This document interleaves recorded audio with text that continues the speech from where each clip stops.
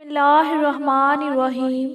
ایش voice کے تمام سامعین کو خلوص اور پیار بھرا سلام۔ میرا آج کا موضوع ہے نیک نبینا۔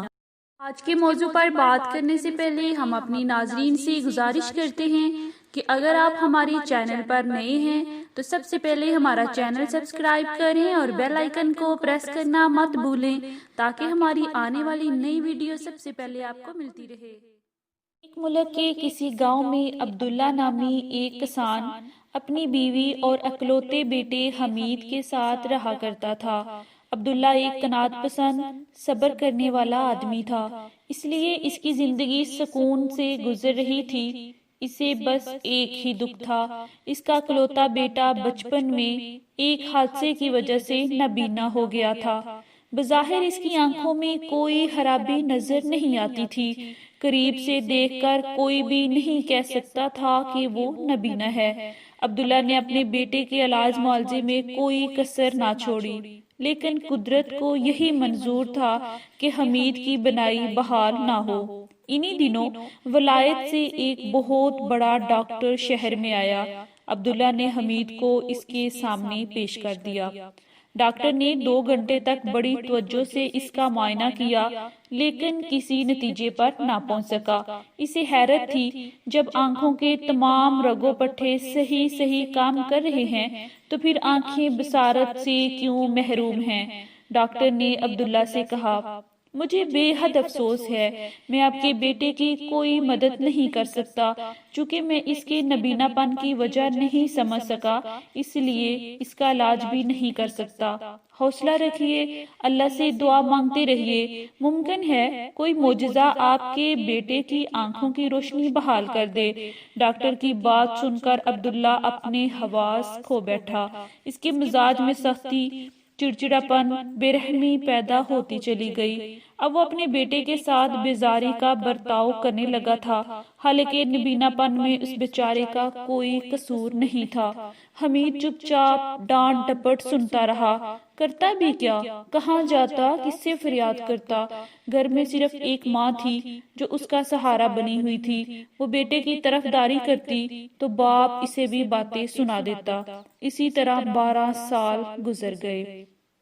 اچانک ایک دن ایک زہریلے سانپ نے ڈس کر اس کی شفیق ماں کو اس سے جدا کر دیا۔ حمید بالکل بے سہارا ہو چکا تھا۔ ماں کے اس طرح اچانک مرنے سے حمید بدحواس ہو کر اپنے گھر اور باپ کو چھوڑ کر شہر جانے کا ارادہ کر لیا۔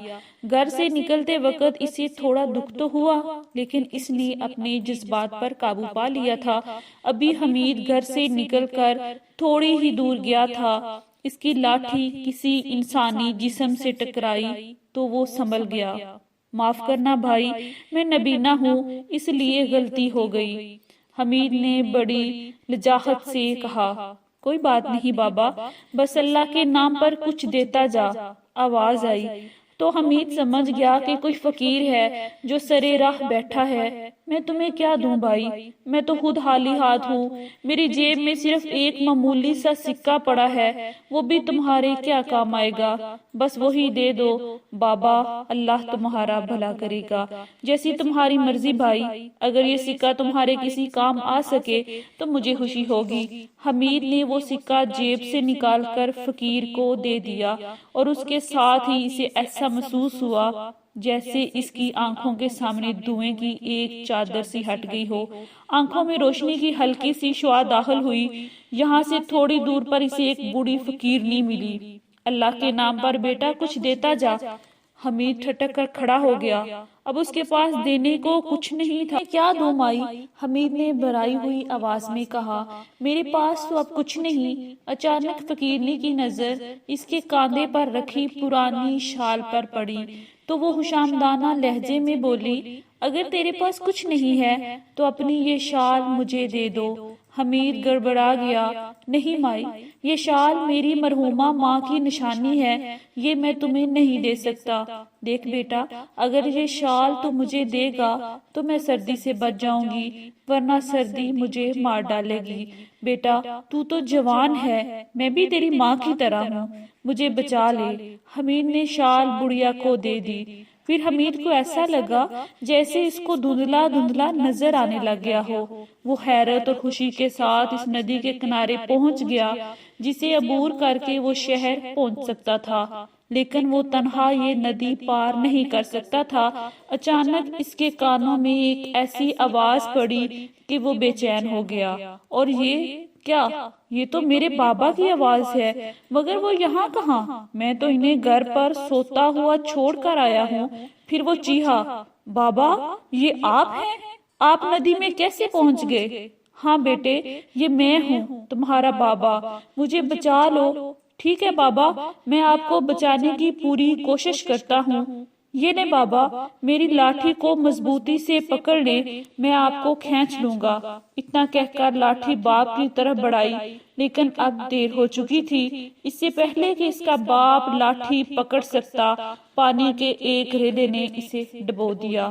حمید زارو قطار روتا ہوا ندی کے کنارے سے نکل کر درخت کے نیچے آ بیٹھا۔ تم بھی ساتھ چھوڑ گئے، میں کس کے سہارے جیوں گا بابا؟ اچانک اس نے اپنے کاندھے میں کسی کا نرم ہاتھ محسوس کیا۔ نہ رو بچے، نہ رو، یہ تو خوشی کا موقع ہے۔ تیرا باپ ڈوبا نہیں بلکہ گھر پہ تیرا انتظار کر رہا ہے۔ اپنی بند آنکھیں کھول میرے بچے، اللہ نے تیرے نیک اعمال سے خوش ہو کر تیری بینائی بحال کر دی ہے۔ راستے میں تیرے ساتھ جو کچھ ہوا وہ قدرت کے امتحانات تھے۔ اب تو نبینا نہیں بلکہ آنکھوں والا ہو گیا ہے۔